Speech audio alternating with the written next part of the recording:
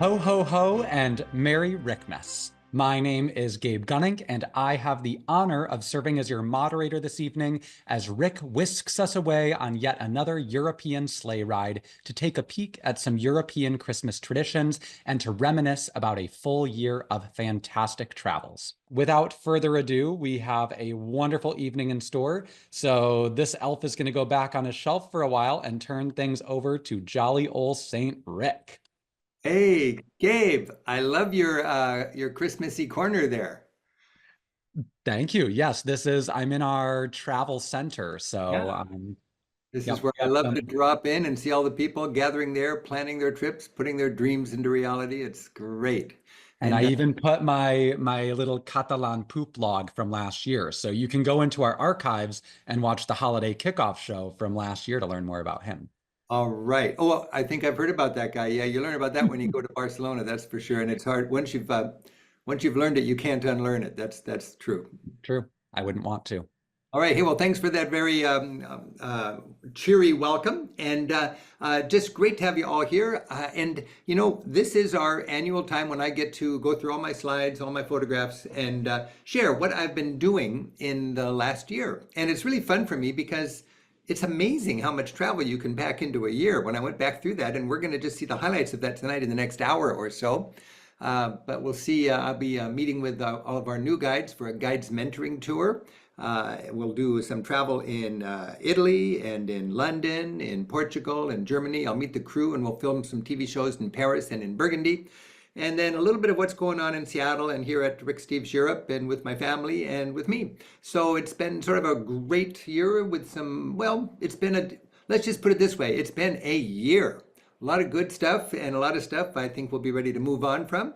And I think what's really fun is that we can right now dream about what we're going to be doing next year. I'm certainly doing that. People ask me, where are you going next year? And the honest truth is, well, I'm going to Rome and Istanbul with the TV crew.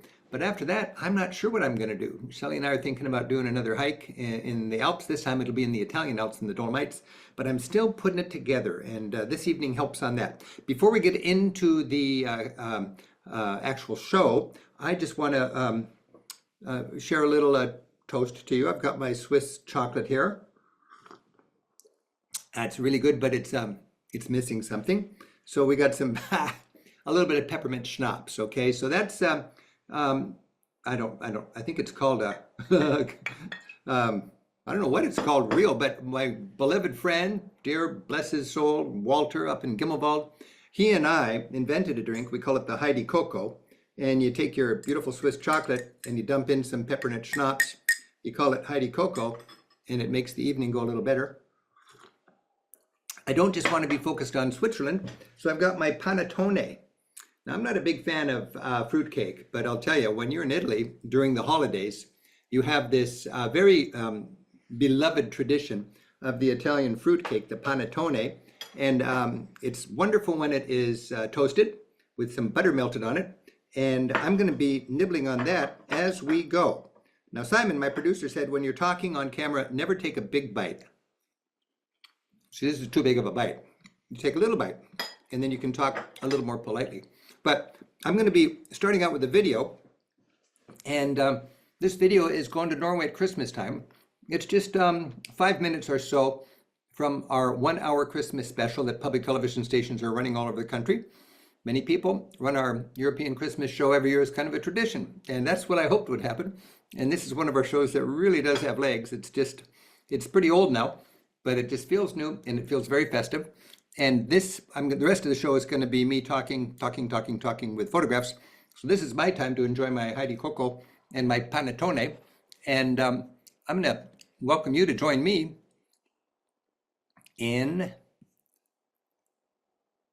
Norway for a little bit of Christmas. And Gabe, give me the thumbs up and let's make sure this is all good. Here in small town Norway, Christmas is celebrated with a unique intimacy and a Scandinavian flair for community. We're in Drøbak, about an hour south of Oslo. While it's Norway's self-proclaimed capital of Christmas, Drøbak feels like any idyllic town on a fjord. It's Santa Lucia Day, December 13th, one of the darkest days of winter and an important part of the Scandinavian Christmas season. All over Nordic Europe, little candle-bearing Santa Lucias are bringing light to the middle of winter and the promise of the return of summer. These processions are led by a young Lucia wearing a crown of lights.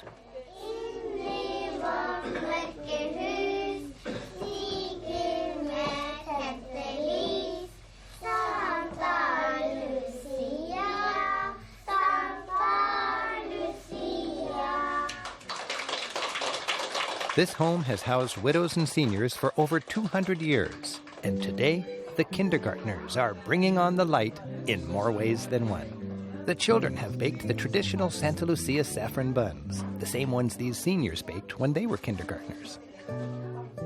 Taking their cue from Santa Lucia, Norwegians, cozy in their homes, brighten their long, dark winters with lots of candles, white lights, you'll never see a colored one, and lots of greenery. In Norway, as in the rest of Europe, pagan symbols, like the evergreen tree, survive disguised as Christmas traditions. The same's true with this sprig of mistletoe. In Scandinavia, it's associated with the Viking goddess of love. For Celtic people, it was a sacred plant. They used it to heal the sick and enhance fertility. For most of us, it's just a handy excuse to steal a little Christmas kiss. That's a mistletoe. The Norwegian spirit of Christmas extends even to the departed. Candles flicker in graveyards as families remember lost loved ones. And all over Norway, communities gather together in churches just like this, as choirs cap Santa Lucia Day with a concert.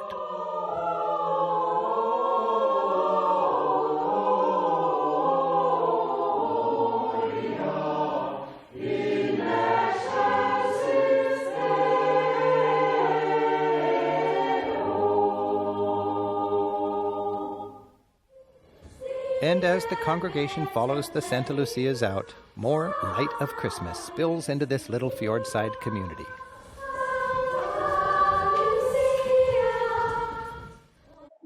Boy, I just got to break in and say, I was disappointed in the weather because it was unseasonably warm. And of course, in the shortest day of the year in Norway, it gets dark at 3 o'clock in the afternoon.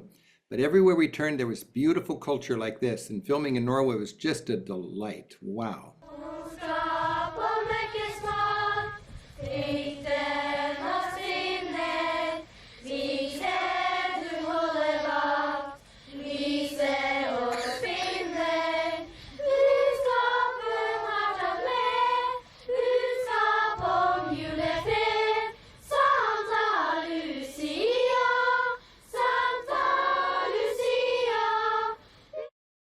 A common theme across cultures is a legendary gift giver, not always fat and jolly, who kids butter up with treats. While I grew up leaving Santa Claus milk and cookies by the fireplace, the kids here leave a bowl of porridge out by the barn for the julenisse. These mischievous elves from the forest visit each Christmas not on reindeer, but with a horse, pig, and mouse entourage, and a bag of gifts. Every good child knows the julenisse is coming with an exciting reward. Just up the fjord, Norway's capital, Oslo, celebrates Christmas with a more urban charm. Streets are decorated. Locals not ready to rely on the julenisse are out shopping. And good cheer is abundant. Christmas in Oslo feels low-key. You'll find it best not on the streets or in the malls, but in the homes, with friends, and in music. So I really wanted to get some beautiful music in Oslo, and the place the tourist board set us up to film, it just was not going to do it. And I had to bail on that. And there we are, it's 7:30 at night, it's raining, and I frantically look on the website of the tourist office for cultural events going on. And there at the edge of town in the oldest church in the city, the stone church of Aker, like an 800-year-old church, the Norwegian girls choir was singing. And we zipped up there in the pouring rain, parked outside of the church. I remember I had to run in and find the conductor. Hey, I'm Rick Steves from a TV crew in the United States. We would love to make Norway really sing for our TV show. Is there any way we can film your concert? And she said, sure. So she let us in, and we just on the fly set up. And just as the cameraman was finally settled and the sound was all figured out, the Norwegian girls choir came in. Youthful voices fill the city's oldest church. The old Aker church, which dates back to the 12th century, hosts the Norwegian Girls Choir for an Advent concert.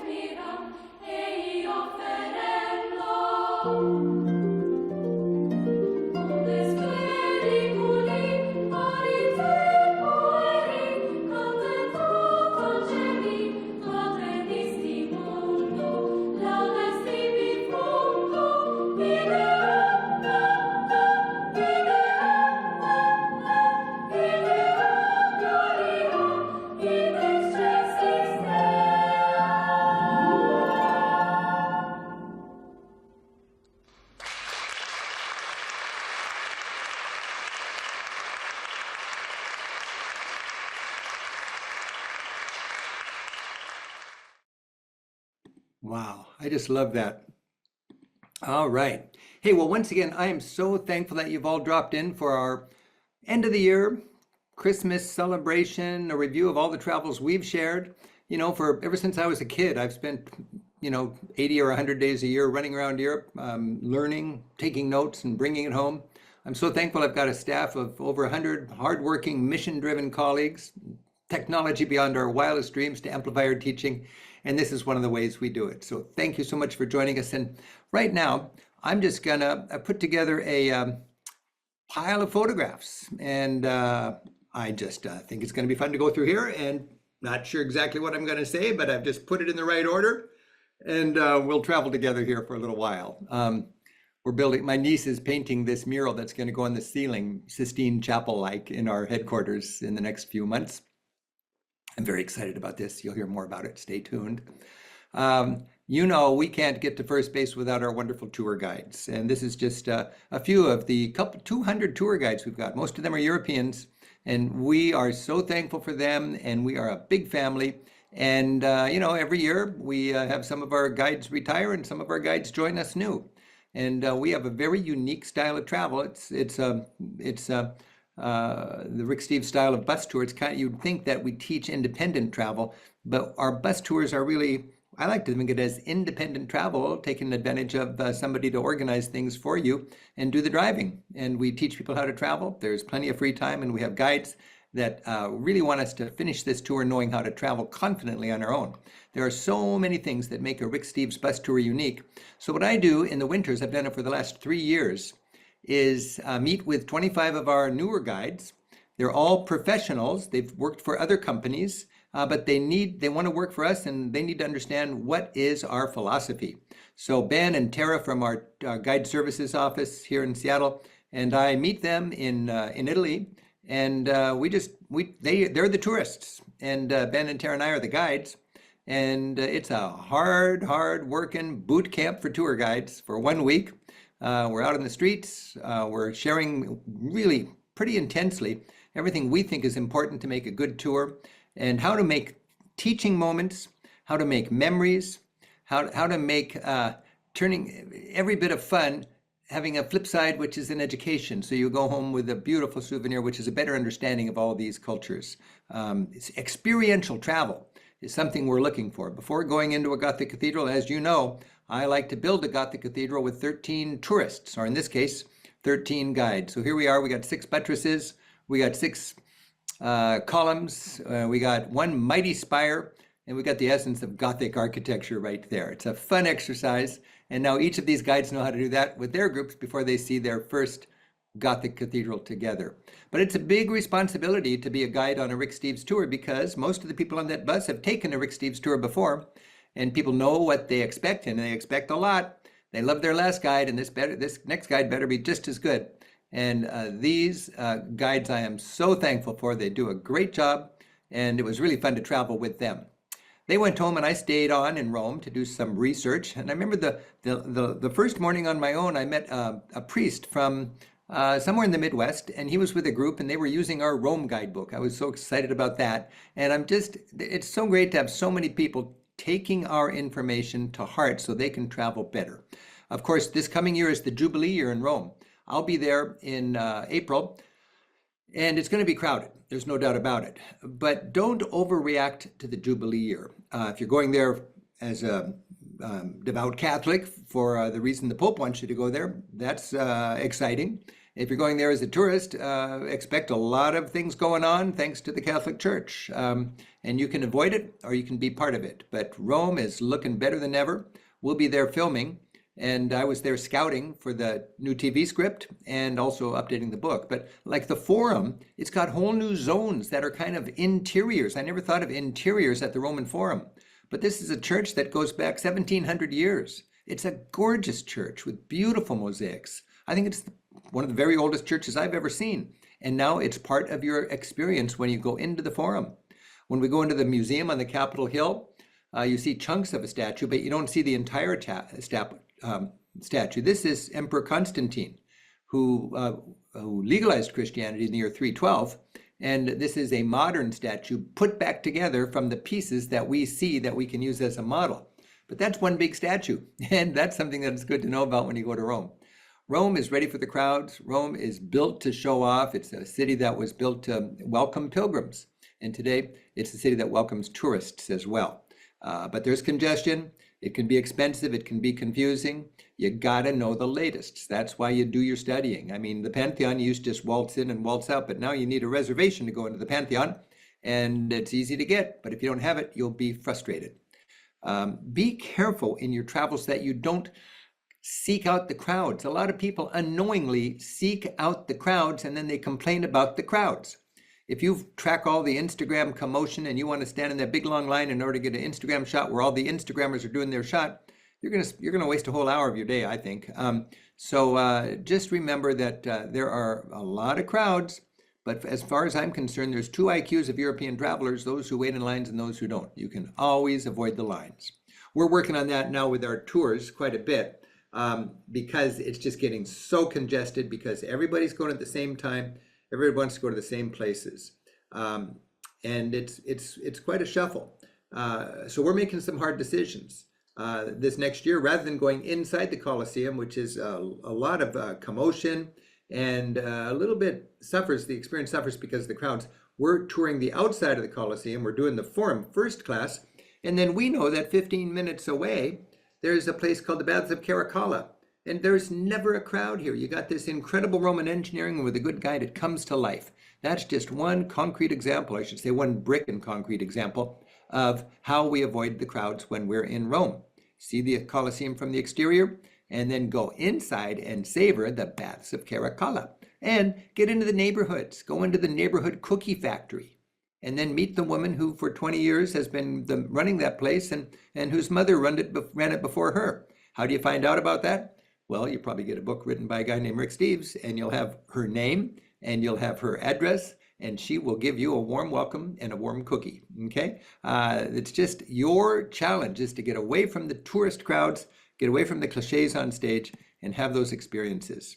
This is a town, we've been a hill town, a classic hill town, but it's quite discovered now, and it's a different experience than when I first started writing about it. In fact, when you go to Civita di Bagnoregio, it's still just as rewarding as ever, but now you actually have to buy a ticket to get into it. The whole town requires a ticket. It's just a few bucks, but you got to know what you're doing. And then you come up and you find a town that goes back to 500 BC. It was an Etruscan town.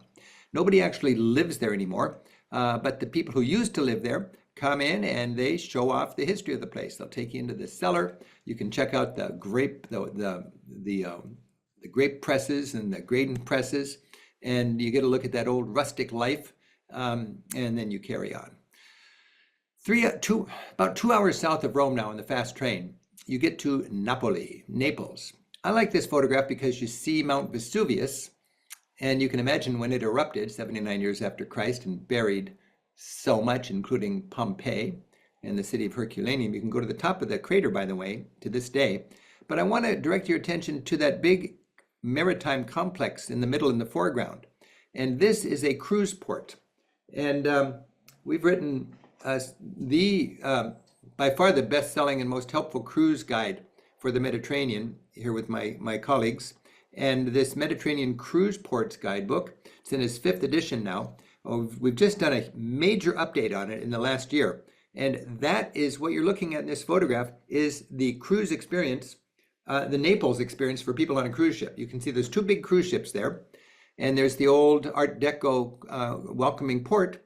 And then there's a scrum of people trying to get your business in the parking lot there. And then 4 blocks walk away, there's not a hint of the cruise ship, and you're just immersed in the best Italian urban jungle that I know about, Naples. But you need a little information on how to navigate from the cruise ship onto the port. And that's what our book is all about. We cover all the major ports in the Mediterranean, and Naples is a good example. So our researcher would have to spend a day right there figuring out all the little fine points of safely and smartly navigating the hurdles between your poolside perch on the cruise ship and your backdoor adventure in that amazing city. As you walk around the streets of Napoli, oh, it's so crusty. And one thing you see a lot of is the football player or soccer star Maradona, Diego Maradona. And he's godlike in Italy. And everywhere you go, in the poor districts, you'll find Maradona. And I've been thinking about the frustration of working class people in a world where the cards are stacked against people who are not privileged, like me. And how these people will vote for people that really exasperate people like me. I mean, Berlusconi was the early version of Trump, and nobody could understand how Italians could elect a guy like Berlusconi, but they did. And who elected him? Who was Berlusconi's base? Well, it would have been the guys who love Maradona. What's the big deal about a football player, a soccer star, Maradona? On the soccer field, that's where the rough and tumble city of Naples was the equal of the big industrial rich cities like Torino or Milano. And it was on the football field that Maradona gave the frustrated, in many cases angry working class the base of Berlusconi. It let them feel as equals. And consequently, to them, Maradona was a god. You can really learn a lot about the political realities in our planet by traveling and talking to locals. It's fascinating to study this Maradona thing when you are in Naples. Walking the streets, just look at this scene right here. You got this all day long in every direction in Naples. What is not to like about that? I don't need a list of museums. I just roam the streets. I absolutely love prowling around Naples. Button up your wallet, zip up your purse, put on your money belt, leave your fancy stuff in the hotel room, and get out there and have a good time. You need to make serendipity happen. One of the highlights of my whole year was fixing my shoe in the back streets of Naples. I was bugged by the fact that my shoe that I really like, I'm wearing it right now, was falling apart. The extra piece of leather up there by the shoelaces was coming off. And I thought, when I get home, it's going to be a real headache. I got to find some kind of a guy to stitch it up. And I thought, no, I'm going to look for a cobbler, and I'm going to walk into his shop without an appointment, without speaking the language. And I'm going to take my shoe off and say, "Signor, can you help me?" And this beautiful man, he said, "Sure." And he took my shoe, and I sat there immersed in his world, a cobbler on the back lane in Naples. And he stitched up my shoe.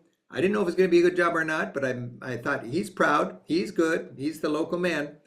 And I've got a beautifully stitched shoe. I asked him, "Quanto costa?" He said, "Nada.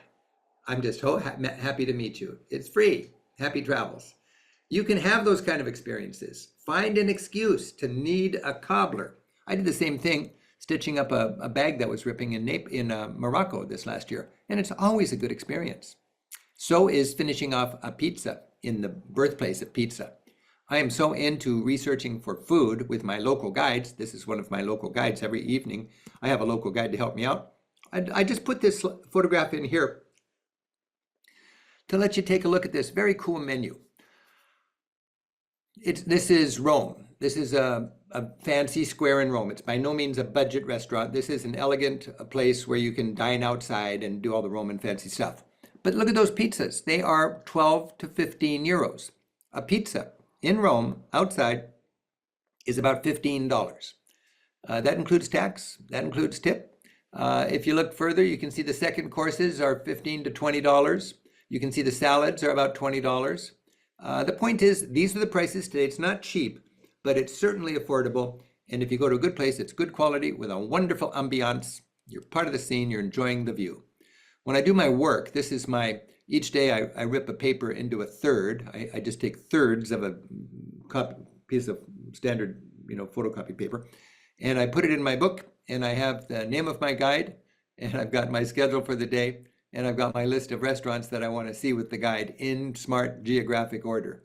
It is so productive. I just love doing this. And when I'm all done, like with this guide here in Napoli, we say, okay, where do we want to eat? And then we go back to the place we thought was the best. And we get in just as they're closing up, just when the chef is done and he can sit down with us and we can talk. It's a beautiful, beautiful rhythm. And of course, if you go into my town at 9 o'clock at night, there's no restaurants that are open still. But if you go into a Mediterranean restaurant at 9 or 10 o'clock, you got plenty of opportunity to get a meal late. And look at that food. Look at that delicious plate in a restaurant that's in my book for the first time coming up next year. I love what I call beautifully presented food. Also, I love budget tricks. If you buy a cocktail or a glass of wine at almost any bar that's doing its happy hour thing, it's aperitivo, you get a plate of food. That's what you get when you order a $5 spritz in this cool little small town bar. You get a light dinner. So for $6 or $7, you get a drink with a humble dinner and a cool social scene. So many opportunities to eat well without going broke, to have an exquisite sweet treat, biscotti, and vin santo, the dessert wine. I can't get enough of that, dunking your biscotta into my dessert wine. If you're in a hurry or on a budget, or don't want to spend a lot of time and money in a restaurant, you go to a rosticceria, like this one here in the very, very touristy and expensive town of Positano. And wonderful family runs this place, and even at resort town prices, to get a meal to go from this kind of a rosticceria, it's a beautiful experience. I have this thing about eating what's famous in a certain place, just to have a memory. In Nice, have a salad niçoise. In Capri, have a insalata caprese. And why is this simple salad with basil, mozzarella, and tomato so famous in the Naples area? Because Naples has the best tasting buffalo mozzarella, the best tasting tomatoes, and beautiful basil. And the added bonus is you've got the Italian flag, green, white, and red. Buon appetito. Man, oh man, that's good food. Every time I bite into a tomato in this hemisphere, I don't know, I just miss a tasty tomato, and that's what you get in the Mediterranean. By the way, if you're just needing to have a quick bite and you're really intensively sightseeing, I buy a small loaf of very dark bread, pumpernickel bread or something like that, that doesn't go old very, very fast. And I buy some dried salami, which also doesn't go old very fast. And then I buy a little thing of juice, and I swipe a fruit from the breakfast table. And I've got myself, I even take a little tablecloth, as you see there from home, and I've got myself a quick meal. Let's say I'm running late, I've got a guide or a tour I'm supposed to be on at 2 o'clock, it's already 1:15, I got to go back to the room and change into a different outfit or whatever. I can have a lunch right there. Bring Ziploc baggies from home. That is nourishing, it is not big, but it's enough, and then you'll have an appetite for dinner. And it cost about $2.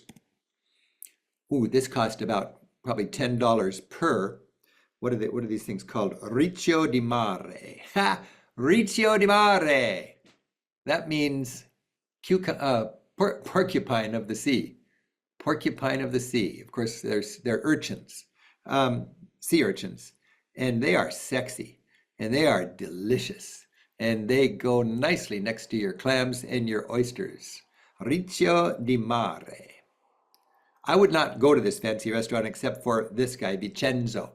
He's in Naples. He's a Neapolitan tour organizer, and he's always trying to seduce me with beautiful food and wine. And he's a fancy guy. He knows all the big shots in Naples, and we have a tradition where he shows me around. He takes me out at the end of the research. But all of his famous restaurants are way beyond the budget for my books. But I like to let him try to corrupt me, try to spoil me. And I just love this guy, Vincenzo. And again, he's a key player in Mondo Tours.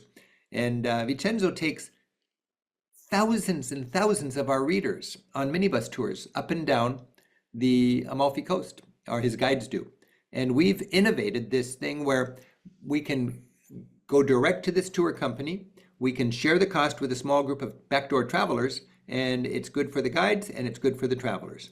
He's got minibuses that meets the cruise ship in Naples, and he's got minibuses that every morning park in front of my favorite hotel in Sorrento, and 8 people pack into the minibus, and they each pay peanuts compared to taking a private guided tour or a car with a driver.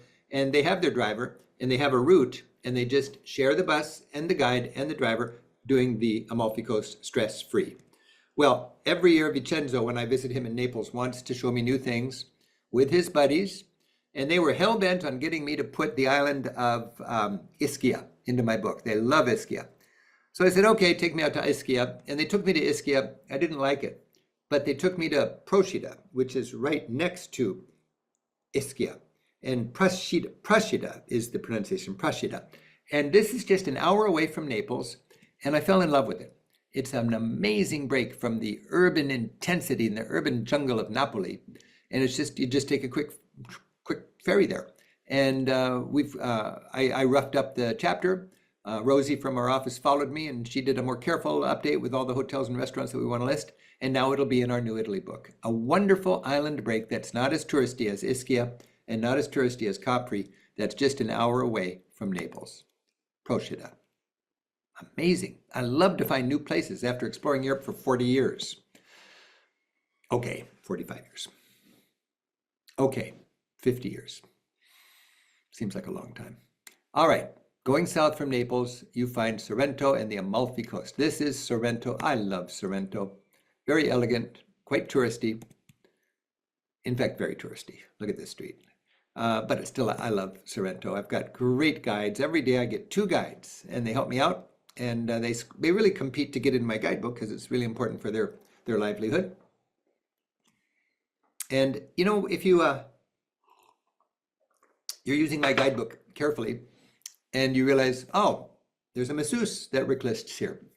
There's a doctor that makes house calls with a bicycle. There's a crazy duo that runs a barbershop. Well, why did I list those? Well, I needed a massage. I needed a trip to the doctor. I needed a haircut, and I really liked the experience. I don't really do it thoroughly, but if I stumble into something that's fun, and I encourage my researchers and co-authors to do the same thing, write it up. These guys are fantastic, and if you want an excuse for a memory in Sorrento, get your haircut there. This is the kind of things, the experiences, just the experiences we put in the books whenever we can. If you stand in front of an apartment building and look at the door and you see a bunch of signs for little bed and breakfast businesses, this is short-term rentals. This is Airbnb and the similar organizations. And this means the locals have moved out, and now it is tourists filling that building. And when you walk a street like this today in a touristy town like Sorrento, you see no shops for locals. You see shops for tourists. And upstairs are apartments that used to house locals, and the shops used to serve the locals. But landlords can make much more money. Every time I give a talk, it seems like I tell the same story because I think it's fascinating. And the local people have to move out to more affordable suburbs because of the demand of tourists through Airbnb and so on. When I look at the tired faces of some of these locals, I feel like they've come to the street they grew up on, where their parents grew up, where they went to school, and where they worked as a child and so on, as a young adult, so on. And I think, and now they feel like their neighborhood has been stolen from them. It's tough. And that's the consequences of this short-term rental phenomenon. I would rather support a small mom and pop hotel than an absentee owned and absentee operated Airbnb. Just to me, it's a little more ethical and it doesn't mess up the neighborhoods in Europe. And it is having its impact. This is Raphael Monetti. He's one of my favorite guys in all of Europe. That's his daughter. And he's one of my drivers. He's a taxi driver and he's in our book, and his dad's been in our book. They've been in my book for 25 years. Raphael is a hardworking, honest guy, a beautiful family man, and he's in crisis right now because the apartment they've rented all their life has jumped astronomically in price because of short-term touristic rentals. So now my friend has to go away. Raphael has to leave the town and commute a long way to get to work because he can't afford to live near his hometown. This is Raphael's dad, Carmelo. He was my first driver in the Amalfi Coast. He's retired now. There's a picture of him when he was a young man. But he's just a beautiful guy. He camped out at my hotel just to say hi one morning. And I was so happy to see him again. Carmelo, bless you. A lot of times I'm always in Europe on my birthday, May 10th. And I'd rather just not acknowledge my birthday, to be honest. But wherever I go on May 10, somehow my friends in that town know it's my birthday. They force me into a restaurant and we have a great time. And curmudgeonly me was glad they did it. And I had a great birthday. So I had a wonderful 69th birthday with Raffaello, Carmelo, and their family. It was a lot of fun. Well, this is how you leave. There's a commotion. All these tourists are waiting and frustrated by getting on these buses, and they head south into the Amalfi Coast. Or you can hire a guide, or a driver, like I recommend with Raphael, or like I recommend with Mondo Tours, where you share a minibus, and that's all in the book. But this is Positano, and I was there early in the season before there was many people on the beach. But it's a very, very touristy place, and nearby is the town of Amalfi. And these are pretty greedy, to be honest. Pretty greedy little towns, just killing it with tourism. And I'm tired of it. I still love the towns. I mean, I still cover them, and I stayed in Positano. It was nice, but it's just so darn touristy. One of the great ways to get around the coast, by the way, is by boat. Boats come every hour or so, and they're quite inexpensive. But what I wanted to do was to find a non-touristy alternative. And Atrani is literally a 20-minute walk from the touristy town of Amalfi. And I always thought it was underrated, and I've always looked at it quickly, and I thought, I got to come back here and do it right. So I spent half a day in Atrani this year, thinking that could be my alternative to Positano. And here I am with my guide, with the mayor, and with the local policeman. I mean, that was the three most important guys in the city, my guide, the mayor, and the policeman. And they walked with me all over the place. We had a great time. But I decided, no, Atrani is just not it. But I went south, just about 45 minutes to the south. And I found two towns, Minori and Miori. And they're in the book now. And these are not as dramatically situated, not as sexy with movie stars, but these are towns where you got your own beach. It's not an expensive hotel beach where you got to pay for a lounge chair. It's your own free piece of beach. You got a restaurant right on the beach. You got local people, not tourists, hanging out and enjoying it. And you've got yourself a passeggiata along the water. This is where I would hang out on the Amalfi Coast. Atrani, no, not Atrani, Miori and Minori. And we've been going there for a few years with our tour groups. And I just think if you want, it doesn't have the glitz, but it's got, for me, it's got triple the Italy for 1/3 the price. Oh yeah, a little bit of Switzerland. I got to wash that down with a little bit of Italy. Panettone. Okay, that was great for being in Italy. Now we're going to fly to London. I wanted to research London because we're going back in a few months to make a 1-hour TV show on London, and I want to brush up on things. Interesting about London is so many iconic things about London are now really just relics. I mean, the red phone booths, they can't take them down because people love them, but there's no phones in them anymore. This is the original Grand Westminster Hall in the Palace of Westminster. And this thing is the original oak hammer beam roof, the ceiling there, that amazing, amazing ceiling has survived. And this goes back to the year 1097. What's that? 950 years old. Wow, that's why these students are there enjoying their own history. And that's why I just love going into the halls of Parliament while I'm in London. It's fun to check out the museums all over Europe, all over the world. Museums now, curators are busy getting museums up to date with their approach. More respectful of women, acknowledging that men should not dominate on either side of the easel, doing the painting or being the subjects.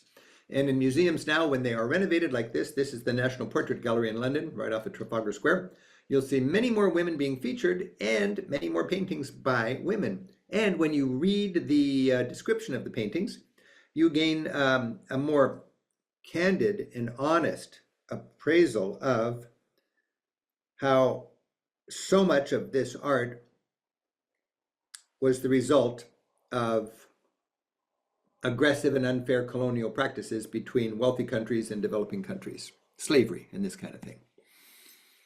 I love the new museums. They're really done in a way that feels natural. It doesn't feel overly PC or anything like that. It just feels right. When you think about London, you've got a very interesting tango between historic buildings and skyscrapers. And I really love that. And this is the Bank Center right here. And it's called, the subway station is called Bank. And it's the National Bank is here. And you walk a couple of blocks and you've got just a forest of skyscrapers. Don't neglect that dimension of London. This is, I was updating my audio tour from Rick Steves Audio Europe, my new app, or my app that is full of new tours. Had bad weather, but still I was doing my research. And remember, in order to build a skyscraper, you've got to provide public park space up high. So this is at the 50th floor or something of a particular skyscraper, and it's free, and it's a beautiful chance to get a view. So with a little information, which you get when you get a good guidebook, you can get these dimensions of the modern city. So much stuff is in transformation right now. You know, coins are going out and you can pay for a busker, you can donate a little tip or a little contribution to a museum just by tapping your credit card or your iPhone or your smartphone. It's important to not be technophobic. And we intend to be, especially older travelers like me. It's just, I want to pay with coins. No, get used to tapping your credit card or your phone. London's got great markets. Anywhere I go to Europe these days, I want to go to the market. Of course, the Borough Market in London's a big deal. There's wonderful, wonderful eateries for the local people, not for the tourists around the markets. This Millennial Bridge is a great souvenir from the celebration of the millennium 25 years ago. And it leads right up to St. Paul's beautiful cathedral. But when you're going over the Millennial Bridge, look down, because crunched into the pavement or the grill there are little bright spots, colorful spots, tiny, tiny works of art by some creative artist who's found his niche. And that is doing art on the walkway across the Millennial Bridge. So many fun little offbeat attractions to see. Okay, flew home, let Shelley get to know my beard. Had a great time just being home again and connecting with my family and with my girlfriend and with our work. And it was the 40th anniversary of Europe Through the Back Door. That's the book I self-published back in 1980 when I was 25 years old. Europe Through the Back Door, and it was just the lecture that I gave to my talks at the University of Washington and so on. I thought I'll just give the lecture to paper and call it a book. There it is, and that was what started my business, really. 40th edition. Oops, this is not Europe Through the Back Door. This is a book called Asia Through the Back Door. I actually wrote a book on Asia. I love traveling in Asia, but it's just too much to cover really well. So I stopped trying to be the guy on Asia. And every year for the last 40 years, nearly, we've come up with a new edition of this Europe Through the Back Door. I was just thumbing through this thing, and there is so much practical information in this book. if you are wondering about the complexity of going to Europe and the expense of going to Europe and the overwhelmingness of going to Europe, this book is dang good. And this is the new 40th edition. So take advantage of that. But we've had a lot of good time bringing out 40 editions of that book. This is my publisher, Bill Newland. He just retired this year. And I just got to say, I love Bill Newland. I love Avalon. I'm so blessed to have a great publisher. We're family, and we're good for each other. This is every time that Bill comes up with his staff, he's retired now, so it's Jamie, his successor. But every time they come up, they like to kind of show off with all of the really good sales figures. And there's a thing called books. I think it's called BookScan. I'm not too much into this. Yeah, U.S. BookScan, Travel Europe for the 7th week of 2024 or whatever. So these are the top 40 travel books to Europe in the United States. And I remember when I first got a single book on this chart a long time ago. Let me brag a little bit because my staff works so hard and we've got a public that really appreciates us. And I've been at this for 40 years and we're just good old-fashioned quality. And I just want to kind of cluck a little bit around the other publishers because the other publishers wondering, why are we so good? Why are we selling so well? Well, because they don't take good care of their authors. Avalon takes good care of me, and we dedicate hundreds of days every year to updating our books. And other publishers, they don't have that kind of money to spend on updating their books. So this is why our books are good. But if you look at it here, Italy is our best-selling book, then Portugal, Ireland, Pocket Paris, Scotland, London. But we got the top 10 books, then comes a Fodor book, and then comes a Frommer book, and then another Frommer, Two Lonely Planets, and another Fodor. I think we got 33 out of the top 40 books in the United States. I like it. So thanks for appreciating our books, and I want to give a huge shout out to my staff. There's so much that goes into these books, from the photographs to the maps, to the all sorts of support and setting up the research and updating it and handling people's feedback and on and on. We're entering into a new age where there's all sorts of AI, artificially generated intelligence, and knockoffs and unofficial biographies. I don't know what the heck this book is, but when I go on the road, I end up signing a few of these along with all the books that are my books. But as consumers, you got to know what you're buying these days. And it's like whack-a-mole. If you're a bookstore trying to make sure what you're stocking is a real book rather than a computer-generated knockoff with a fictitious author that just wants to horn in on that person's reputation. When I'm here in the United States, my mission is to equip and inspire Americans to venture beyond Orlando. And I don't accomplish a lot by going to Bellingham because everybody in Bellingham already gets it. I'm overstating a little bit, but I like to go to states that have fewer passports per capita. And I like to talk to people in these states that are just as smart, just as curious, just as able, but they just need a little bit of a boost to get themselves onto an airplane and overseas into a land where they speak a different language. I've given talks in a lot of places that are not famous for having a lot of travelers. This is Abilene in West Texas. And I had so much fun on my last road trip, going to places like Abilene. And I always do a scrum after a lecture where I just have people gather in a big mosh pit, I call it. And then I just turn around and autograph whatever's in front of me until there's nothing left. It's a great way to do autographs. And it's really fun for me to connect with people. And there's so many great people that support us. I try to read my mail. I get a lot of mail. And this is one I wanted to share. Dave and Jacqueline Kwok love our books. They're big fans of ours. They travel a lot. They just had twins, and they decided to name their twins Rick and Steve. So I guess these kids are going to be tour guides or something like that. But happy travels to the Kwok family and best wishes as your twins, Rick and Steve, enjoy their first Christmas.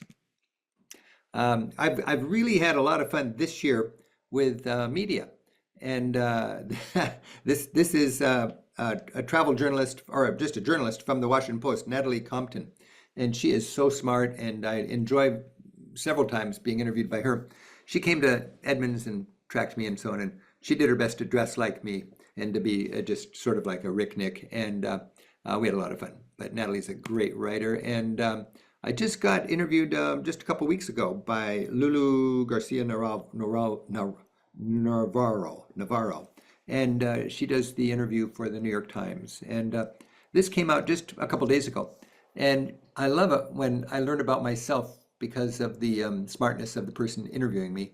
And Lulu is amazing. If you get a chance to read the feature on me just this week in the New York Times, you might check it out. I think it'll be on our information on that will be on the email we send out tomorrow. In a lot of ways, Arthur Fromer was my mentor, my inspiration. He was born the same year as my dad, 1929. And Arthur recognized my potential before anyone else did. He had me on his TV show back when I was just a kid and introduced me to his audience very generously. And him and I worked together in travel shows for many years. And when I went to New York, Arthur would give me a tour just around Manhattan, just a walking tour. He just loved taking people out and showing them around. Arthur passed away and well into his 90s.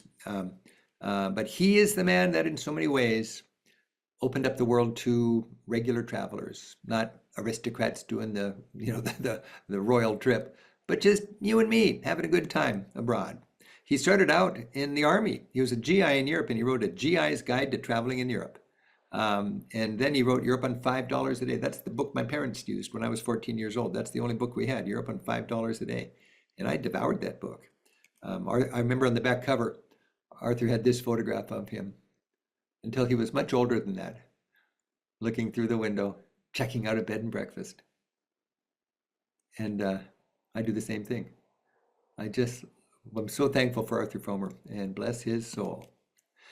This is Bill Newland, my publisher who retired this year, and Gene Openshaw, my prolific co-author, and my travel buddy on the two most impactful trips I've ever had, the year after graduating from high school when we did Europe, and the year after graduating from college when we did the Hippie Trail.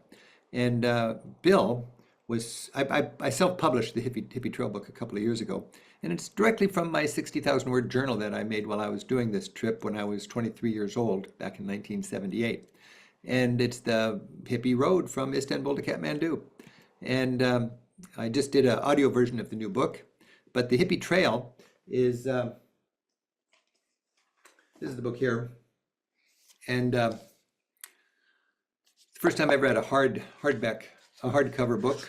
But this is the journal right here. And I forgot about it. I didn't read it for 40 years until COVID. Here's a two-page spread just with my, that was when you could read my writing back when I was 23. Now you can't I can't even read my writing after 24 hours.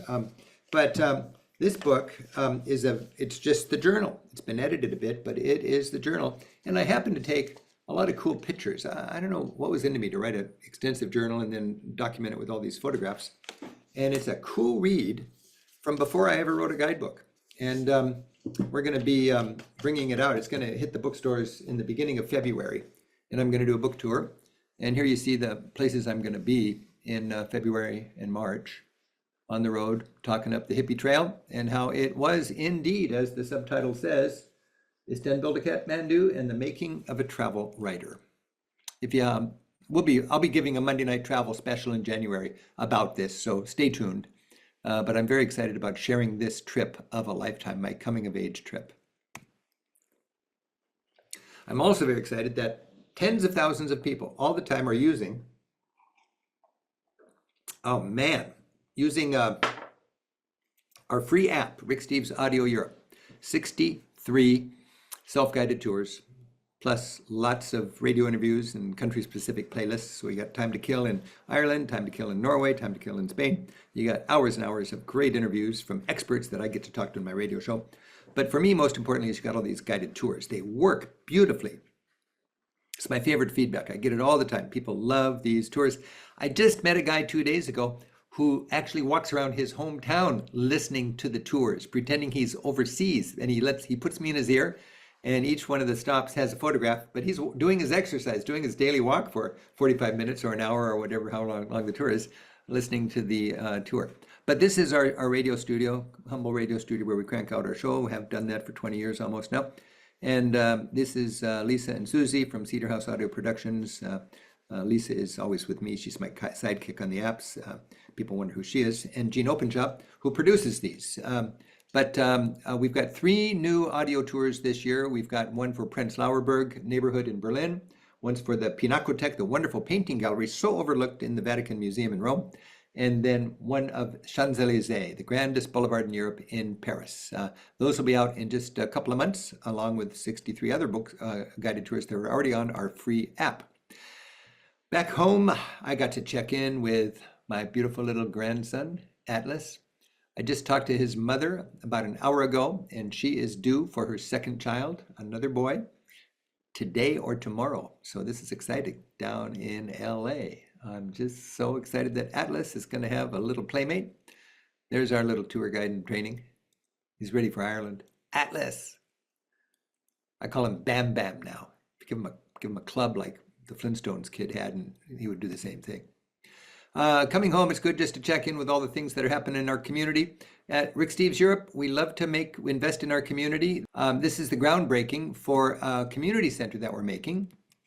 We're digging it. All right. Well, as I've bragged about and enthused about, we built a senior center down in Edmonds a couple of years ago. And now we're building another one, which is on land connected with my church up in Linwood, just a couple miles away. And this is 50% bigger. And I got to give a tour to all the supporters in our community of this thing when it was just a vacant lot, imagining where everything's going to be. And now we are building it, and in a couple of months it's going to look like this. And for what it's worth, you guys patronize us, and we make plenty of money with our tour program. And what we like to do is give back, and we are the major funders of these 2 community centers, thanks to how good our guides are and how hardworking my colleagues are. Also, we every December we have a seasons giving program where we don't discount our tours because they're going to fill up anyways, but we dedicate $100 to any tour that somebody signs up for in December. And when you sign up for a tour, you get to earmark where that gift will go. And it can go to Doctors Without Borders. It can go to climate change work, helping farmers in the developing world learn to use climate smart agriculture. It'll go to help take underprivileged kids to Europe, not kids, teenagers. And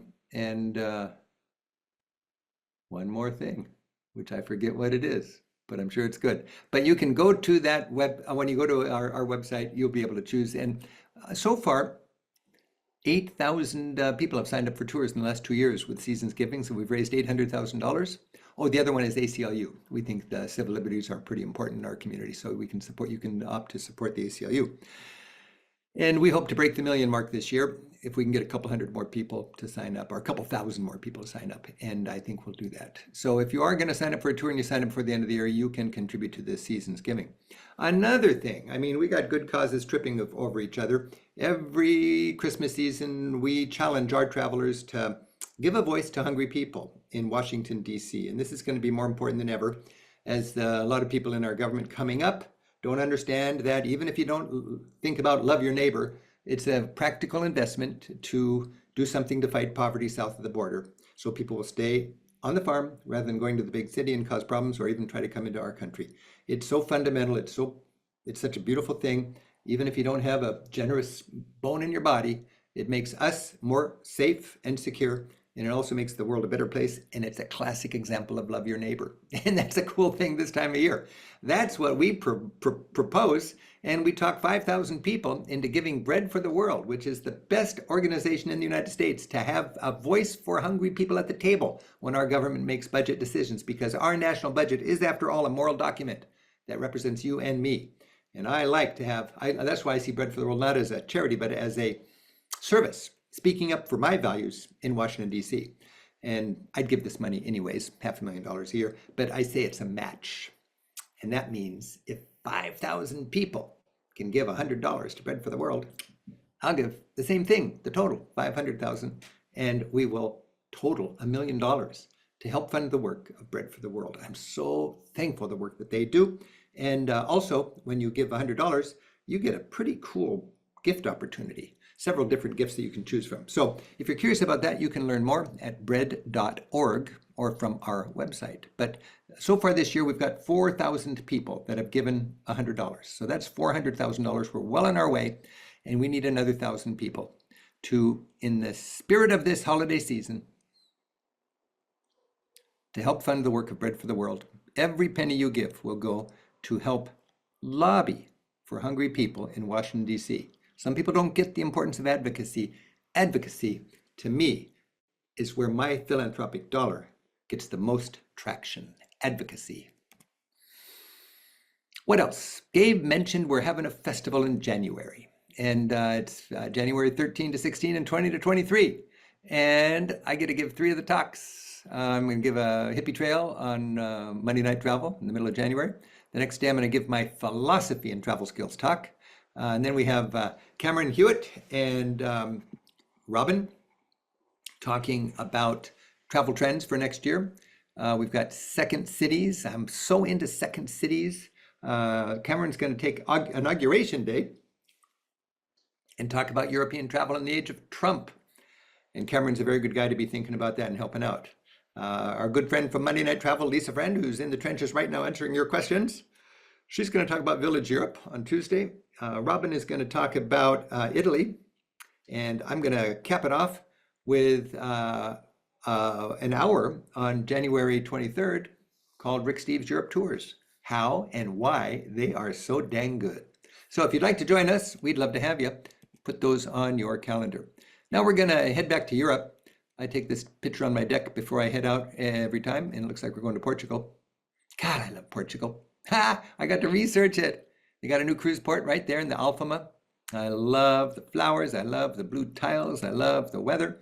And Portugal, as you saw, it's the second best-selling book of ours. Who'd have thunk Portugal would be right up there, beating out Paris and France and Germany and England, Scotland. Wow.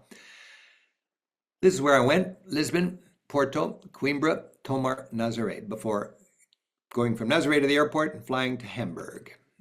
This is the work I did every day. And then at night, I go back to the room and type it in, and the book would be better for next year. And of course, everywhere there is a Rick Steves audio tour, I take it, because I got to update and make sure it works perfectly. And there's a beautiful Rick Steves Audio Europe tour in Lisbon. I happened to be there on June 13th, which is St. Anthony Day. And whoa, it's just a big deal in Lisbon. But they say the national smell, or the city, the smell of the city is sardines. And it is Sardine City on St. Anthony's Day. And it's just a lot of fun to be out and about. And it occurred to me, a lot of tourists are in their hotel room watching TV. The action is after dark when there's a festival going on, filling the streets. Another thing that filled the streets was the Euro Cup. It was a big deal for the entire time I was in Europe, Germany and Portugal, as people were very enthused. And it's kind of contagious. I got into it. They didn't put me on a poster, but I felt like it sometimes. Going into the restaurants, I love the family restaurants. This is in Tomar, and the kids of the people who own and run the restaurant sit there in the restaurant because that's where the TV is, and they were tuned into their team. Something that I really like lately is finding alternatives to standard restaurant meals. Like I've got a friend who runs a port bar, a wine bar in Lisbon, and she serves a beautiful charcuterie board and fine port wine. For the cost of a good dinner, you can go to Alex's wine bar or any number of wine bars and have this unforgettable charcuterie board, some beautiful bread, and a selection of fine port wine. Oh, baby, that's a nice dinner. Why not? Don't be strapped by having to do a conventional dinner. There's lots of creative alternatives that can be bigger experiences at smaller prices. Porto is where port wine is from. And it's just 2 hours north of Lisbon. And I just really like port. It's got a patina of hard times and age. It's just a rough and tumble city that is doing really well now. I noticed European planning everywhere I go. I kind of tune into it and I take photographs when I see it. I mean, but here's instead of having cars congesting a square, they will put the cars underground and make the square a park.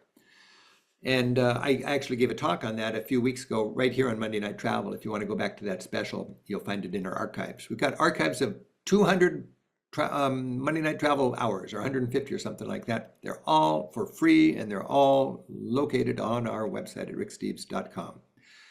They had a fascist dictator there for 50 years or so, Salazar, and not much happened in the way of vernacular architecture. Consequently, it was mothballed and saved, and today it's protected. I really like that because we see the city well preserved today. after it's got its freedom back from its fascist.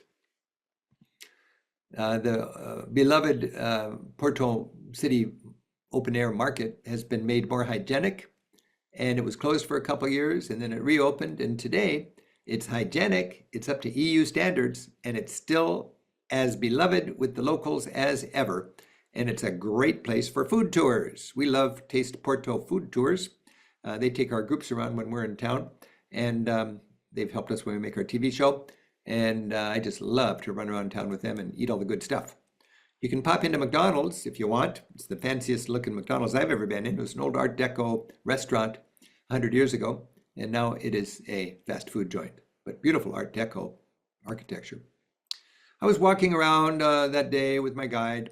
I saw a young lady with a uniform, a Boy Scout uniform, just like I had when I was a kid. I came up to her and I said, you know, I used to wear one of those. And she said, yeah, I found it at an antique shop. That's a great line. She found my Boy Scout outfit in an antique shop. Hey, when you're in these great towns, don't just go to the famous museums. There are little funky museums you can find. This is the Matchbook Museum in Tomar. And it's like 8 rooms filled with this one man's passion of collecting matchbooks with old art. And it's just an interesting angle on cultures from all across the planet. During my travels this year, I used my first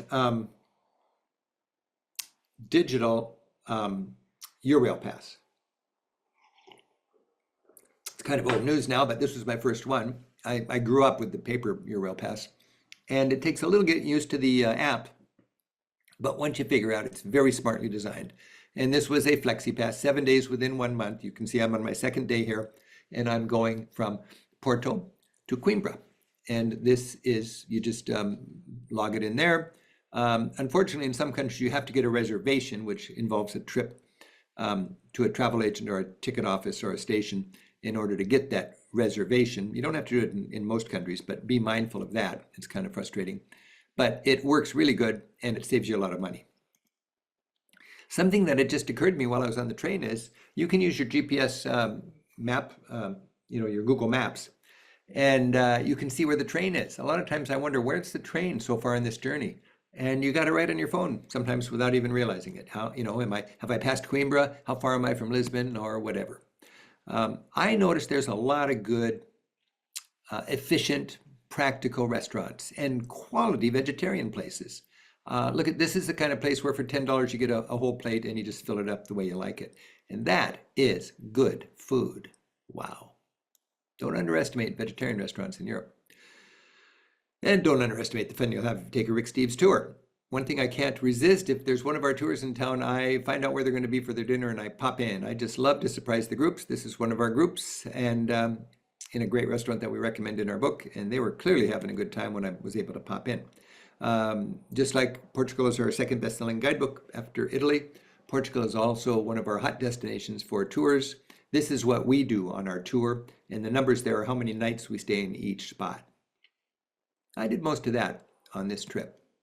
And then I flew to Hamburg. And in Hamburg, I went from Hamburg to Berlin, 2 hours by train, by the way, from Hamburg to Berlin, very comfortable. And then I went through Lutherland, I went to Wittenberg, Erfurt, Leipzig, Dresden, and Rothenburg, where I finished. And then I took a car from Rothenburg to catch a morning flight home from Frankfurt. Hamburg. Wow, what a city. This is a second city. I'm into second cities. Everybody goes to Berlin, everybody goes to Munich. Check out Hamburg. There must be 100 boat tours of the harbor in German every day. There's none in English. There's not a lot of English-speaking tourists here. English-speaking airmen destroyed the city in World War II. Hamburg, of course, is a very important Nazi headquarters and it needed to be demolished. And it was rebuilt. And that's what we have today. It's been rebuilt anticipating rising sea level. So they've made miles and miles of levee that is much higher than it used to be. The buildings are built on stilts, parking on the ground floor, living upstairs in anticipation of a world that cannot get a grip on climate change. And the United States could be a leader in climate change. And now we're going to be a laggard, not a leader, if our government refuses to take a lead internationally on climate change. I just can't understand the ethics of leaving our world in a miserable place vis-a-vis climate change, more miserable than it would be otherwise, because we didn't have the honesty and the grit to deal ethically with climate change. Europe is going to be dealing with climate change with or without America in the coming years. When I'm in, and I got to say, people are thinking, yeah, Rick, you're a tour guide. You take people to Europe that contributes to climate change. I know. But we pay to mitigate our carbon. We pay $1 million a year. It takes $30 invested smartly to mitigate the carbon created by one American flying from the United States to Europe and back. $30, you zero out your carbon. It's nothing heroic. It's nothing to brag about. It's baseline ethical. We take 30,000 people on our tours, $30 each, rounded up to $1 million. We give $1 million to a portfolio of 10 organizations, nonprofits working in the developing world, south of the border, helping farmers do their work while contributing less to climate change. And it makes a big difference. If we all could just make a little bit of a positive difference, we could tackle climate change and still have our fun. Speaking of fun, in Hamburg, I spent the whole time on a bike. My hotel rented bikes, and that's how I got around. Much of the city used to be the biggest harbor in Germany, but of course container ships can't get downtown these days, so the harbor is outside of town and the warehouses are empty. So they turn them into all sorts of things, and a lot of them are museums. The most popular museum in all of Germany is a place called Miniature Wunderland, Wunderbar, and it is a mini Legoland kind of place with millions of little parts and moving things and lights coming and going and suns rising and setting and families having a great time. You can go to the stadium like you're a giant. It was really pretty cool, I gotta say, a miniature Wunderland. From Hamburg, you get into a bullet train and it is first class, whether you're in economy or not. It is just amazing. And in 1 hour and 1 hour and 50 minutes, you go from Hamburg to downtown Berlin on your Euro pass, if you got one. Berlin, I love Berlin. I just love Berlin. So much history. This is the Reichstag building. The last days of World War II were fought on the rooftop. Soviets against Nazis. The Reichstag building there was left a bombed out blackened hulk until after the Cold War. Germany is united. They bring the government back to Berlin. They don't bulldoze the old building, but they renovate it and give it a glass top. So beautiful and inspirational, that building, that glass dome. In front of the building is a memorial. I've showed you it before. I want to show it to you again because every American needs to see this. I'm fascinated by the parallels 100 years ago, 90 years ago between the United States and Germany as Germany elected a man who derailed their democracy, told big lies over and over so everybody believed him, had amazing rallies. He demoralized the press. He confused people about what the truth was. People had to kiss his ring. And he turned that country into a Sieg Heil land. You could not be a politician without being a Sieg Heil politician. People used to say Grüß Gott in the morning. And there was two kinds of people in Germany when Hitler was taking power. Those who still said Grüß Gott, praise God, or those who said Sieg Heil. Right now in our government, what's going on is there's a place called Mar-a-Lago. Politicians who don't agree are beckoned to come to Mar-a-Lago, and they leave there without their spine. They become Sieg Heil politicians. Hitler was all about loyalty. Trump is all about loyalty. You cannot be a patriot unless you're loyal to Trump. You could not be a patriot unless you're loyal to Hitler 100 years ago. Where do I get this fire in my belly? Because these are slabs right here, memorializing the Liz Cheneys and the Adam Kinzingers and the Nancy Pelosi's and the Adam Schiffs of Germany. And what did Hitler do on day one? He arrested these people and he sent them to concentration camps. The first inmates in Hitler's concentration camps was his political opposition. He kept him in those concentration camps. He kept him alive until he knew he was going to lose the war. And then 12 years after he put them in there, he had them killed. History is speaking to us.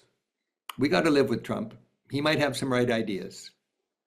But to jail your opposition, to terrorize the press, to turn the institutions into our country into something called the deep state and then want to kill it, this is not partisan politics.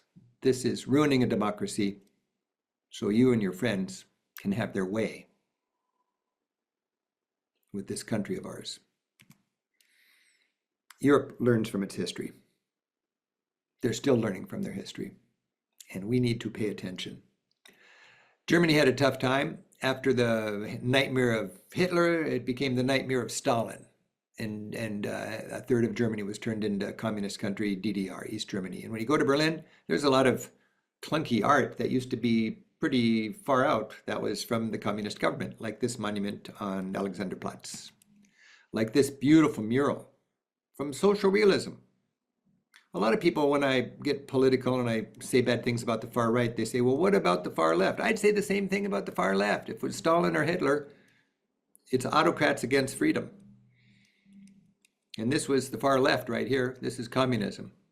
Everybody marched in lockstep. And there's Lenin, stained glass, St. Lenin at the University of Berlin. And if you know where to go, you can find that stained glass. In a functioning library, it's free. It's 100 yards from where all the tourists are going.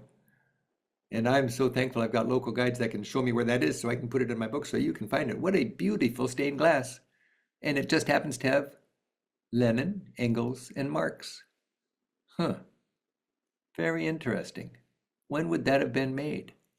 After 1945. I know that much. All over Germany, you've got museums that are sort of nostalgic, or they call it ostalgic, nostalgic for the East. And they show what life was like under communism. This is a nostalgia museum about the DDR with an audio guide, so you know just what people's lives were like 50 years ago. Oh my goodness, the Stasi Museum.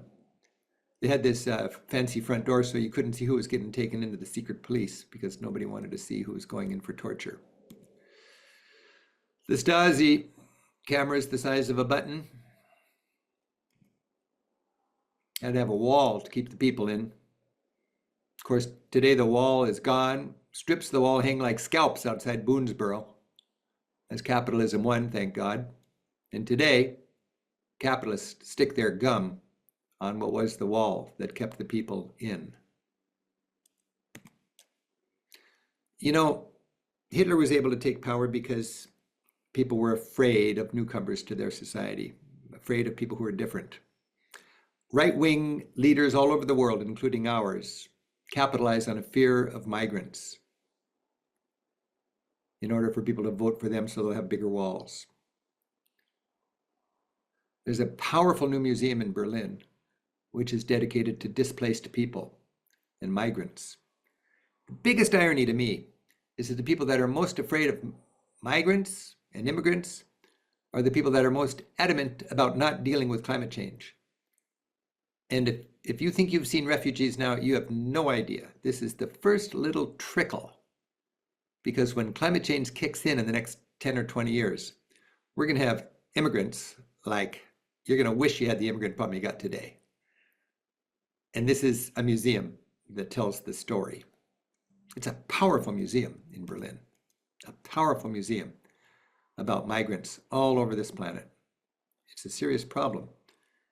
And as a Christian, it just baffles me how people can wear a cross and not have any heart for their neighbors. If you believe in God, we're all children of God. That means we're all neighbors. Suffering has nothing to do with proximity. Across the street or across the sea, suffering is suffering. And we can love our neighbors, or we can build walls to keep them out when they're desperate. Or we can do something smart to invest in stability so they don't need to try to come over our walls. Soft power to invest in people's well-being in desperate corners of the world could be an investment in stability. That's how I see it. Hey, we were talking about this soccer tournament. It was a big deal in Germany. Little 7-Eleven stores, they sell beer for $3 and they put out some tables and they put a TV on top of a box. And all over town, people are cluttering up the sidewalks watching the soccer games. It's a fun time to be there. All my life, I've said, all my teaching life, I've said, hey, be an extrovert. If you see 4 cute guys sitting on a bench, ask them to scoot over. This shot was taken back when I was a kid in my 20s. It still works. If you see 3 cute guys sitting on a sofa, ask them to scoot over. Get to know them, have some fun. That was just a couple months ago. An hour out of Berlin, we get to Wittenberg. That's the home of Martin Luther, the birthplace of the Protestant Reformation. And Martin Luther is quite an interesting guy to learn about. And you can certainly do that in his hometown. There are these art spectacles around Germany these days done by a guy named Assisi, A-S-I-S-I. It's a panorama. It's a big circular painting, unbelievably lifelike. This painting, this photograph does not do it justice. But you go inside these big silos and you look at this 360-degree painting of, it could be Berlin during the fall of the wall, it could be Germany during the Reformation, you name it. It captures the history in a very intimate way. It's worth knowing about in your travels. Train stations in Germany are massive and they're like shopping malls. And then I just did a few more cities, Dresden and Leipzig, really enjoying my research. I just love doing this. I can hardly wait to get back and do it again. Finding the places that are saying a Rick Steves recommended store that are not, never have been. That's an interesting problem. Be careful as consumers of information.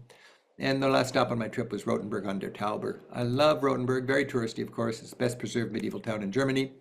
I was wandering around and I've always had this image in my mind of where my mom and dad and I stayed when I was 14 years old in 1969. And all I remembered was it was a half-timbered little building built into the ramparts of the medieval city. That's what I remembered. For 50 years, that's what I remembered. And then for some reason, I got in this little lane and I turned around and there it was. That's the B&B. That's the Zimmer that I stayed in with my mom and dad. And I'll never forget the woman who served us breakfast. She was this very big personality woman, let's put it that way. And she wanted to tell a story. And she looked at me and she said, I lived through World War II. And she pulled down the flappy part of her arm here. She pulled it down about 4 inches. And there was a scar on one side and a scar on the other. And she said, a bullet went through my arm and I survived. And I have this to remember. And I was just a little kid and I go, whoa, right here, there was a terrible war and I'm sleeping in her home and she survived that war. It was just so cool to see this place. And I just love these memories that you get. And I love the fact that I get to work with the same people as we all get old and gray. This is Mario, and he's been hosting the English language conversation club on Tuesday nights in his little pub for 30 years. And I've been promoting it with my guidebooks. And it is a very cool way to meet Germans in a small town who want to learn more English by talking to tourists. Check that out when you're in Rothenburg. If you're there, I believe it's on a Tuesday. It's at Mario's little pub and it's free. You just buy a beer and you hang out with locals and tell stories and tongue twisters and jokes and clink glasses. It's just a very cool opportunity. You will hear in the coming years that Europeans are turning against tourists. They're turning against tourists that are going to the very crowded places and not contributing to the economy. That's what they're doing. Barcelona, Amsterdam, Bruges, Venice. They're going to places like that and they're coming in by bus, staying in no hotel, buying no dinner, just congesting the place, buying a few postcards, leaving a bunch of garbage and then leaving. Those are the kind of tourists that people are revolting against. My kind of travelers on our tours and with our guidebooks are spending the night in the town. We're buying hotels from local people, not international chains. We are having dinner and we are learning about the culture. We're good travelers.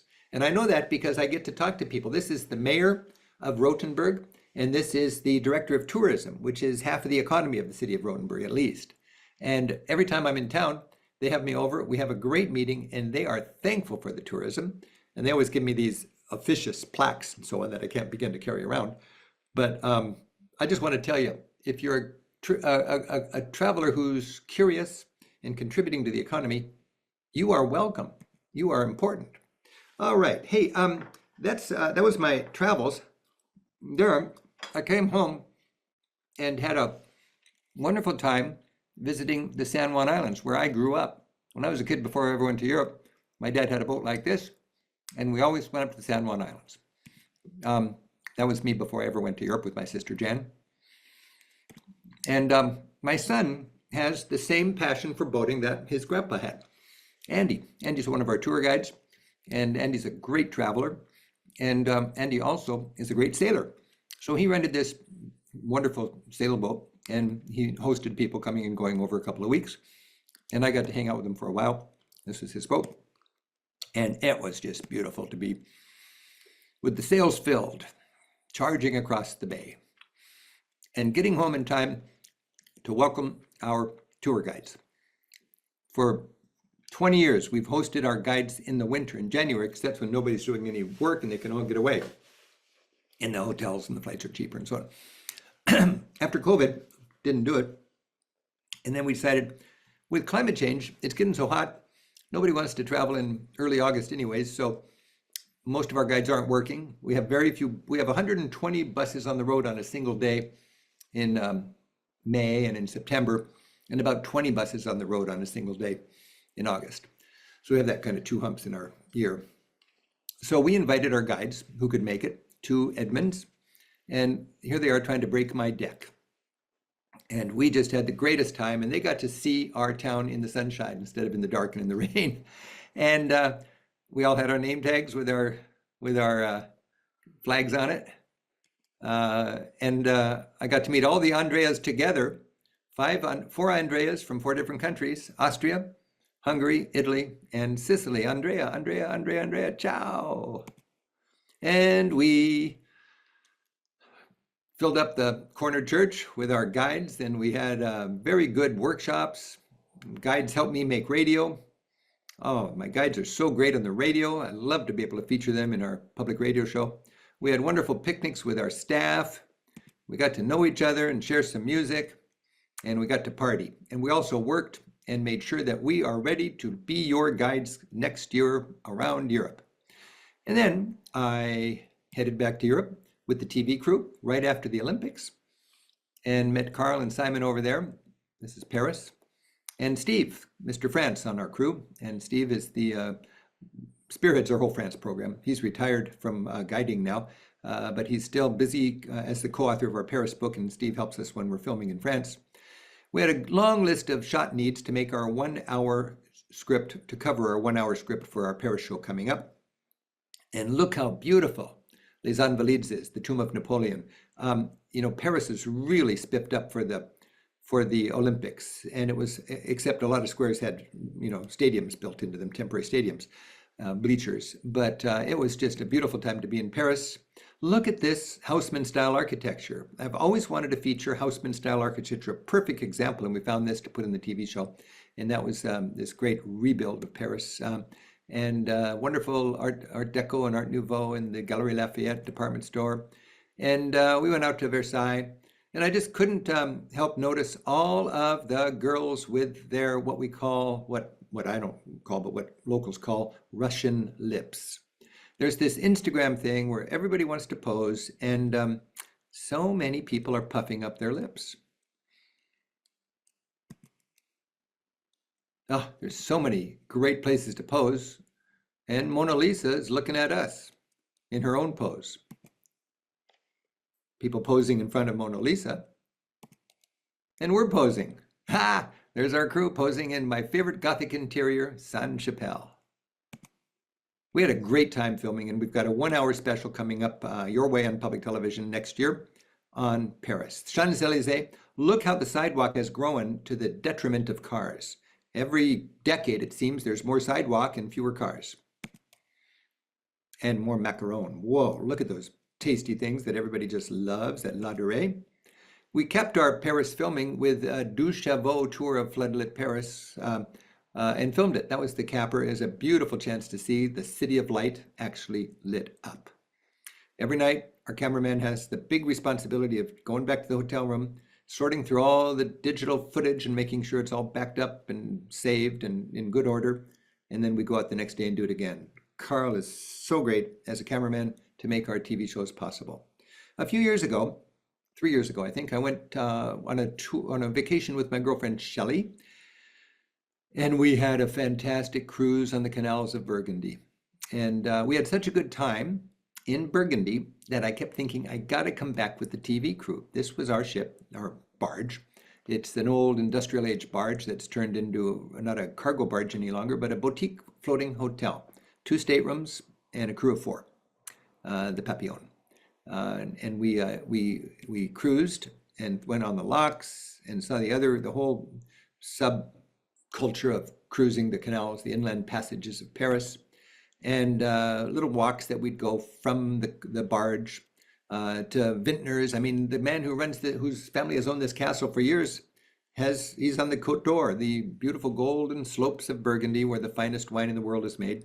So we dropped in on him and he showed us around. Turns out he welcomes our tours. I didn't even know it, but I walked in to his place and met him, and he goes, Rick Steves. And yeah, our groups come there all the time, so he knows our guides. But he took us around and we learned a lot about the art of his vineyards. We sampled his wine. We fell in love with his castle. Look at that castle, and we see it on the label of his wine. Boom. And we had it back on the barge that night. This is the most decadent and hedonistic thing we've ever filmed was a week on a barge with a gourmet chef in Burgundy. And it's going to be a tasty TV show. We would eat on the deck like this. We'd film it. It would be served. We'd film the cooking of it in the galley. And then we'd have our escargot and we'd talk about it. And we'd have our steak tartare and we'd talk about it. And we'd have all of the beautiful dishes that they could build in that corner of Europe, including a festival of cheese and the best croissants you can imagine, all while floating on your barge. It's a fun opportunity. And one thing I'm always impressed by is how, even after 40 years of exploring Europe, you cannot exhaust Europe of what it has to offer. This was our crew and our film crew and the crew on the boat. And we had a beautiful time. And stay tuned for that show in the coming year. I noticed when I look at my steps on my phone, I can also see how many times I've been to Europe. It looks like I've been to Europe 3 times in the last few months here. And that's when I get my good exercise. On my last day in Paris, it occurred to me, hey, in a couple of days, I'm going to be in Cincinnati making a TV show with an orchestra. And I thought, I look really bushy. I better go to a hairstylist in Paris. Most expensive haircut of my life.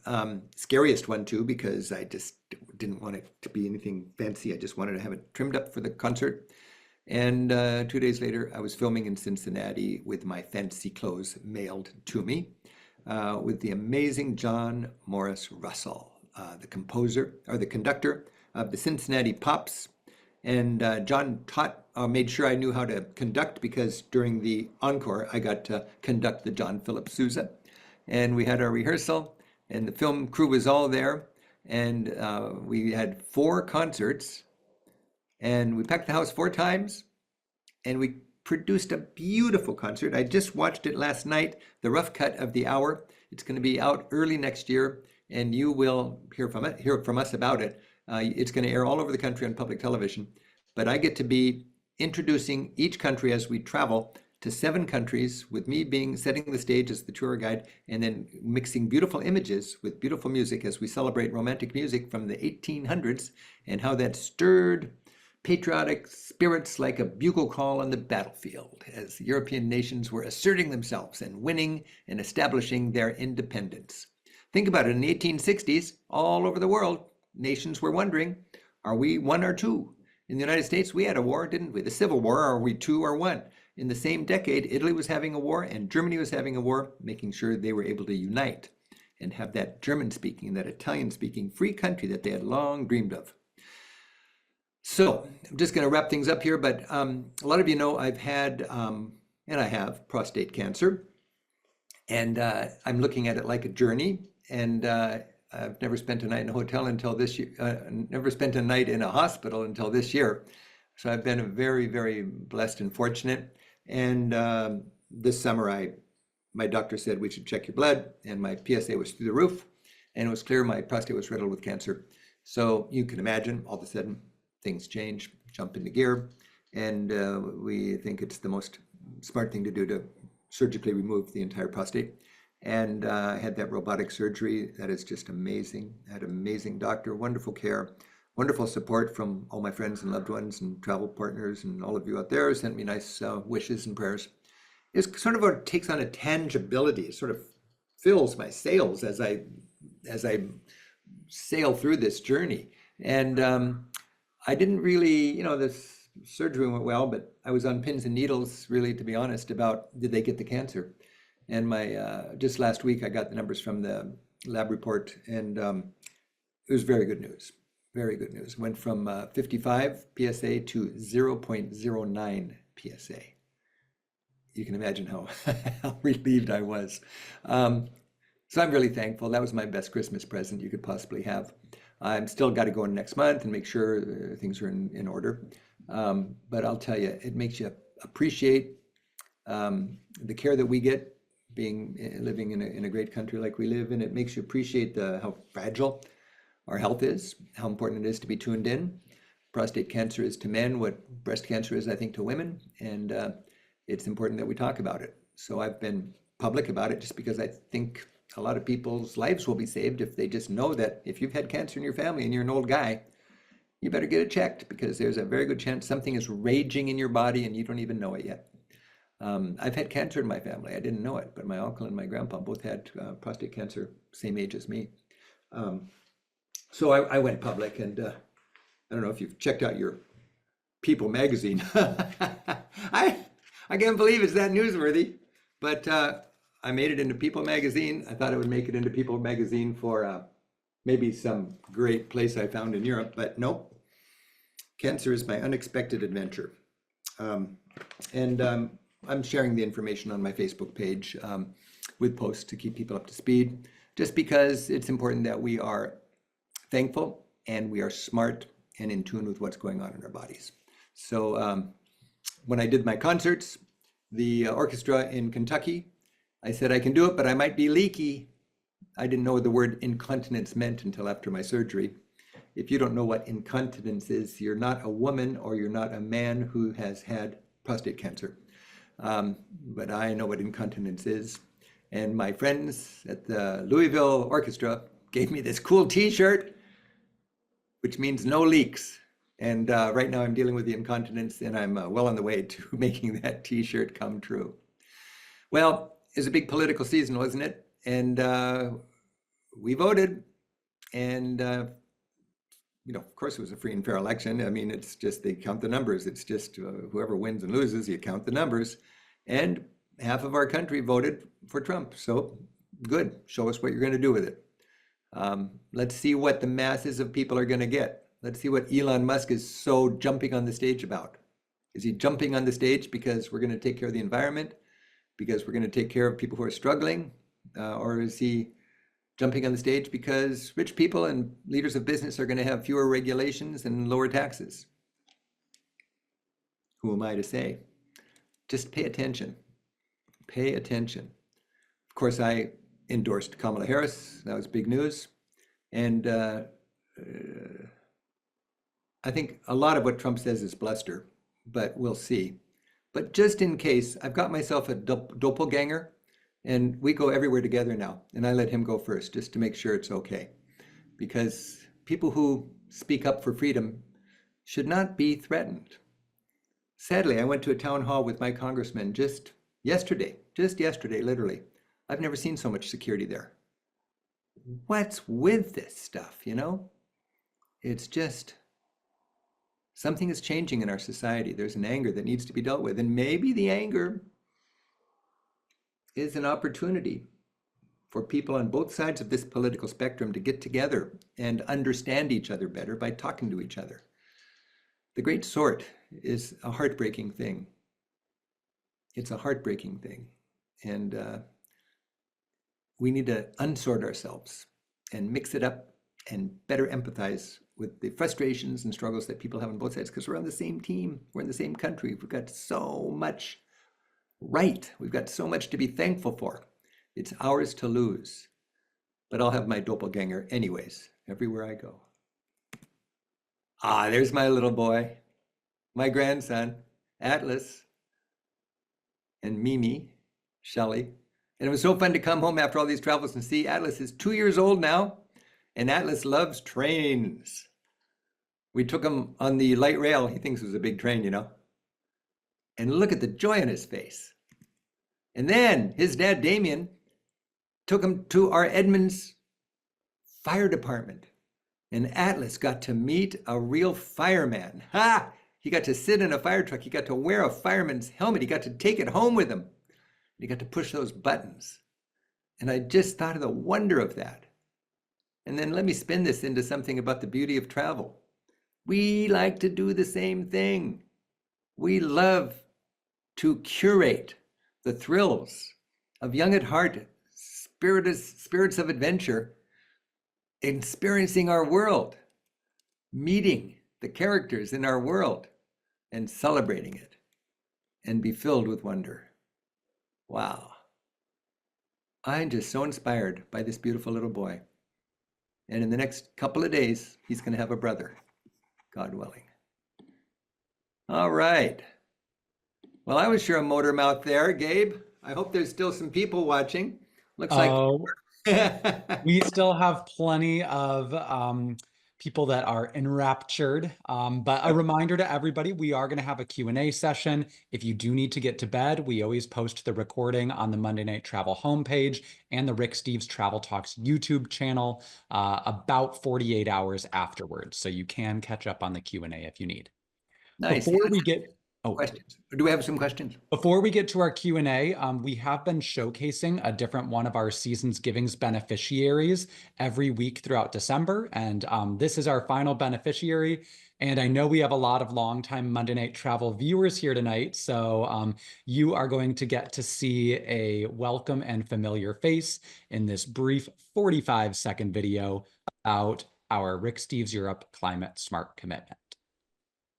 Hi everyone, I'm Julianne at Rick Steves Europe, here to share more about our Climate Smart Commitment. So 5 years ago, Rick and our COO, Craig Davidson, got together and created a self-imposed carbon tax to mitigate carbon emitted by travelers going on our tours. There's Rick and our COO, Craig. This means that for every tour member, we donate $30 to a select organization to help fight climate change. Some of the organizations include Agros International or Andando. And back home in the US, we support organizations like Bread for the World and Citizens Climate Education to make sure our government takes action on climate change. We are so excited to be part of the 3rd annual Seasons Giving event, and you can Google Rick Steves Climate Smart to learn more. Thank you and happy holidays. All right. I was just chatting with Julianne this morning and she was excited the video was going to be shared. And she says hello to all of you viewers. So nice to see Julianne. She's still busy as ever, but we don't see her so much on Monday Night Travel. All right. Well, Rick, we've gotten a lot of great questions. We have time for just a few tonight. The first one, of course, we started off with some Christmas celebrations, and one common question that I know you have some strong thoughts on is Christmas markets. What is your advice to people that want to travel around the holiday season and are really excited about Christmas markets, especially in countries like Germany and Austria? You know, I love Christmas market, singular, because there's as much going on as any time, Christmas or not, for general sightseeing around Europe. So remember, you can go to Europe during Christmas season, and it's a long season. It goes from St. Nicholas Day, I think, or December 6th or something like that until January 6th. The whole season is just active with these Christmas markets. Some countries more than other. Germany is most famous for them. But I don't understand people that want to go to 4 or 5 Christmas markets in a row, but they love it, so that's great. But I like to go to 1 or 2 Christmas markets, and then remember, have good clothing so I can get out and sightsee just like any other time of year and see the great all year long wonders of those cities as well. But the Christmas markets have a long history, and they are fun because they are very local style. A lot of them are very, very proud not to have any imports from China or something like that. It's all locally made artifacts, and they're very green. You won't have disposable styrofoam cups. You'll have maybe a deposit and a regular mug, and bring back the mug for the deposit. Lots of music, lots going on. But a Christmas market is a springboard to more of the culture of each of those cities. Rick, beyond Christmas, we have some travelers who are going to be heading out in January and February, some of these off-season travelers. And Alyssa was wondering, what are some tips that you have for travelers that want to travel in the winter? Are there any special considerations they should take? Peppermint schnapps, just a little if you're going to be talking in public, and then mix it up. What are tips for traveling in the cold? Yeah, in the winter beyond just the Christmas season. Time of year? I would say, remember the high culture season takes a break during the summer when all the tourists are there, and it kicks into gear in the winter. And that's when you can see a lot of the great musical and theatrical dimensions of European culture that is there for the locals. Also remember, days are short, meaning don't waste morning daylight hours. Get an early start because it's going to be dark by 4 o'clock. Paris is the latitude of, what is it? Paris is Seattle, I think. I forget, but it's like Alaska latitudes, much of Europe. And that means it gets dark really early. So don't waste the daylight hours. And also dress in a way that you can be, when I dress to go outside in the winter here, I'm going from the car into the store or from the car into home or whatever. But in Europe, you want to be able to be out for 2 hours at a stretch in bitter cold. Your tours and so on will happen in the winter, just like in the summer. And you need to have a scarf, a hat, mitts, and heavy shoes. It's really important to layer it so that you can be out in an extended amount of time. But more and more, it makes sense to travel in the off season. For the last 2 or 3 years, I've been on my guide mentoring tour in January, in the Mediterranean part of Europe anyways. It's a beautiful time to be there. It's brisk, it's kind of chilly, but it's blue skies. There's no tourists, and the locals are all there ready to win your patronage. Well, Rick, speaking of the Mediterranean, we have a few people, Charlie and Janice in particular, who were wondering why it is that you didn't like Ischia, and in general, when you're kind of scouting out new small towns, what are the things that you're looking for? Yeah, Ischia is a big deal for people that want mineral springs and massage and spas and fancy resort hotels. In other words, I think it's good, a location where locals that want to pamper themselves can go, Ischia. But when I landed in Ischia and I looked around it and they showed me all this stuff, we drove all over the island, I thought, none of this stuff is very accessible. You have to have a car or you won't know how to get there because there's really no good public transit. And I just didn't want to make a reservation and spend 3 hours in a spa on an island in Italy. I wanted to prowl through the little towns and climb to the church spire and see the viewpoint and all this. So that's my style of sightseeing. Procida, on the other hand, the boat stops, and right there, it's a pedestrian wonderland. And the charm is the pastel little pirates' villages, and you can walk to 3 villages easily on foot. And there's plenty of cool restaurants, which are very salty restaurants. And it was just very accessible. And it was like a backdoor village to me, a pastel village, whereas the other place was a collection of destination spas. So it's probably not good to say this is good and that's bad. It's just if you want to step off the boat and have a world of wonderful little adventures that you can walk to, I think Procida. And if you want to pamper yourself and stay in a fancy hotel with a bunch of people that like that sort of thing, Ischia. So, and what I had to do is, my job is to choose. I don't want to say they're both good. You figure it out. I want to say, I'd try them both, and for my taste, this is much better than that. And if this is less expensive and less touristy and less congested, and I like it better than that, that makes it double good. And the place that I fell in love with didn't have all the intensity and the high cost and the needs for booking in advance. And it really was the back door in the Bay of Naples. Another question, Rick, and this is a super simple, easy one. I'm sure you can solve this problem in just a few minutes, but Liz is wondering, when finding kind of these new small towns, would you have any recommendations for a small town, or do you know of any measures that are being taken so that a small town can be kind of discovered and have a tourist population without becoming trampled and overrun? It's up to the town. If the town makes a law that says there can only be people that inhabit this building all year long, it will have a community. It'll have enough children to have a school. It'll have its own church. If the town says, no, we'll make more money if we let people have their second house here, their resort condo, and more hotels, and this kind of thing, then it becomes a town without a soul that has a promotional budget. And they have a vested interest in goosing tourism, and it goes that other way. The town makes a choice. Does it want to be a community, or does it want to be a tourist thing? And you can bet I like the towns that want to be a community, and I will put up without the fancy hotels and the promotional budget. So that's one thing. But it is a bit of a quandary, I got to admit. I'm over there finding these undiscovered places and discovering them and sending everybody there. I don't, I'm a well-known travel writer, but I don't have the power to that people think I have to send a whole flood of people there just by going like that. But I would say that some people still want to go to the fancy place because everybody talks about it, Positano. Other people want to go to the Amalfi Coast, but they don't want to put up with the people looking for movie stars and finding only their prices. And they would like the more humble towns, which are Minori and Maiori. And I'll send tourists there, and the people in those towns will be happy to get a little extra business. But I don't think those towns will ever be like Sorrento or Positano. All right, Rick. Well, we have time for one last Monday Night Travel question of 2024, an extremely hard-hitting one. Suzanne wants to know, what does a sea urchin taste like?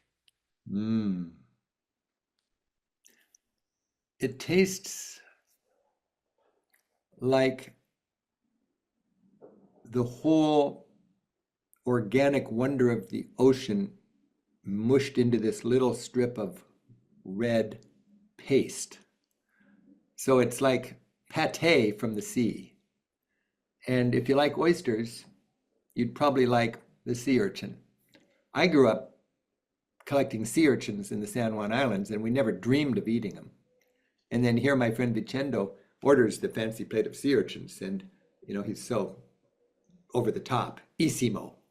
And with the right attitude, it's quite enjoyable. But to be honest, I would just as soon have garlic shrimp or a nice fillet of salmon. Hey, Gabe, you're coming over in a few minutes. We're going to sign 1,000 book plates. Were you still up for it? I'm still up for it. I'm going to need to get a snack, but I'll be ready. Get a snack. Gabe and I are going to assign 1,000 book plates for a bookstore in Corte Madera in north of San Francisco, Book Passage. Is it Book Passage? Yeah. Yeah. And because my friends at Book Passage are going to stick that autograph sticker in this book, because close to 1,000 people apparently are going to come to that event, and with their admission ticket, they get a copy of this book, and that'll be autographed. So we're going to get those Sharpies out, and I want to thank everybody for joining us.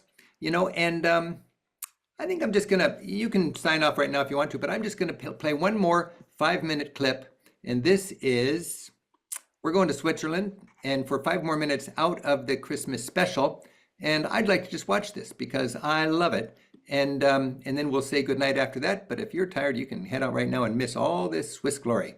5-minute video, the delights of Switzerland at Christmas. Here we go. High in Switzerland, where the churches are small and villages huddle below towering peaks, the mighty Alps seem to shout the glory of God. Up here, Christmas fills a wintry wonderland with good cheer. In these villages, traditions are strong.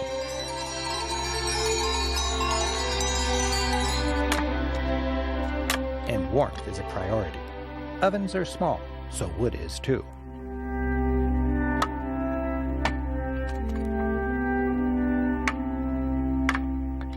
My family has arrived for a Swiss Alps Christmas.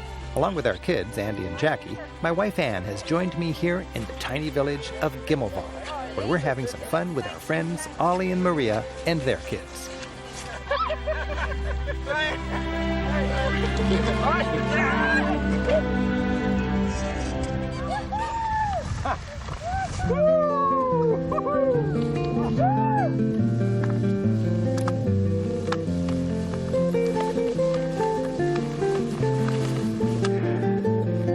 Ollie's taking us high above his village on a quest to find and cut the perfect Christmas tree.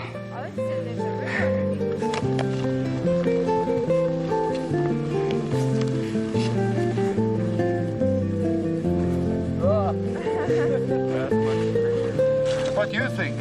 I like your line, Ollie. Yeah, this is a good tree. I think we should cut it.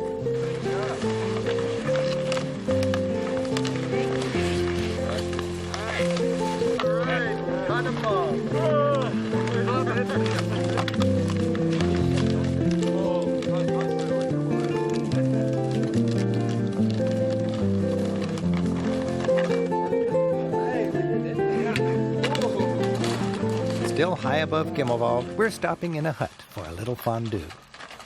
We've got the tree. Yes. Yeah, that was quite a bit of work. This feels just right in the winter, doesn't it? Good. When it's cold outside, it's perfect. Fico means fondue is gut och gibt a gute Luna, and it means in English fondue is delicious and gives a good mood. So if you have a party, you know that it's going to be... Yes, everybody knows what Fico means. If there's fondue, it'll be a good ambience. Yes. It's impossible not to linger in this cozy setting. Before we know it, the light outside begins to fade. Here's to Happy Christmas. Yeah. Woo! Cheers!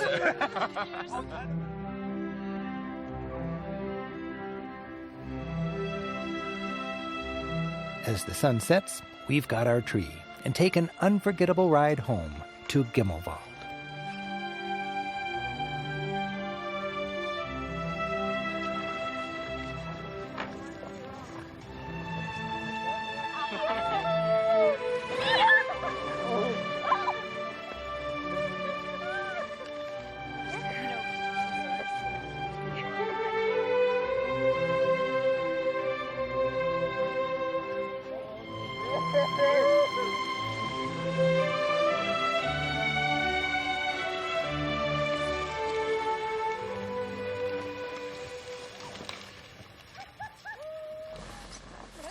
Back in the village, the kids take the tree home, and we've been invited to enjoy another Christmas tradition. While I grew up opening windows on a paper advent calendar, up here, the windows are real. 25 homes decorate a window for each day of Advent. The sense of anticipation is the same as, day by day, Christmas approaches.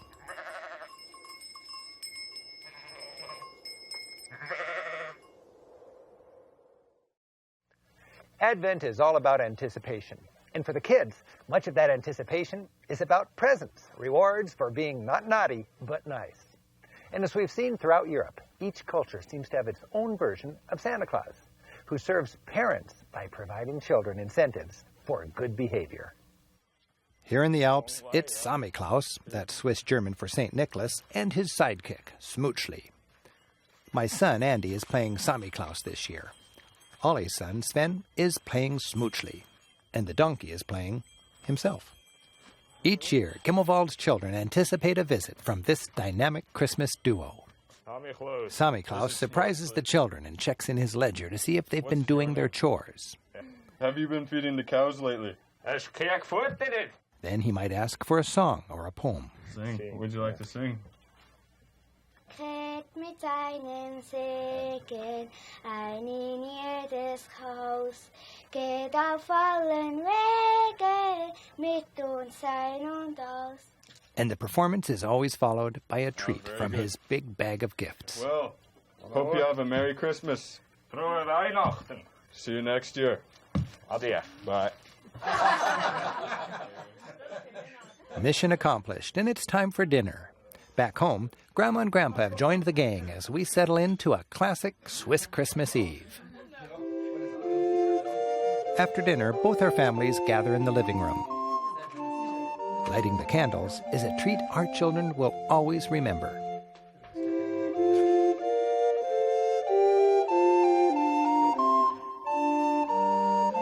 geschah zur Zeit, dass Virelius 3 generations come together as Grandpa reads from the old family Bible. jedermann ging, dass sich schätzen ließe, ein jeglicher in seine Stadt. Da machte sich auch auf Josef aus Galiläa, aus der Stadt Nazareth, in das jüdische Land, zur Stadt David, die da heißt Bethlehem. The evenings capped off with the sharing of gifts.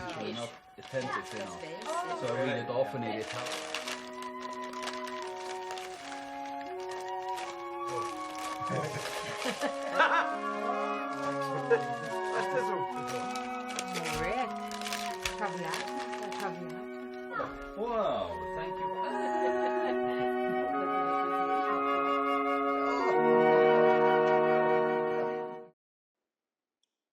Oh, I just love that. That is nice. Hey, Gabe, thanks so much. Thanks to the whole Monday Night Travel team, Emily, Lisa, Ben, Gabe. We all wish you a very happy holiday, wonderful Christmas. Thank you for being our travel partners. And let's all look forward to making 2025 as good as it can possibly be. Thanks so much. Buonanotte.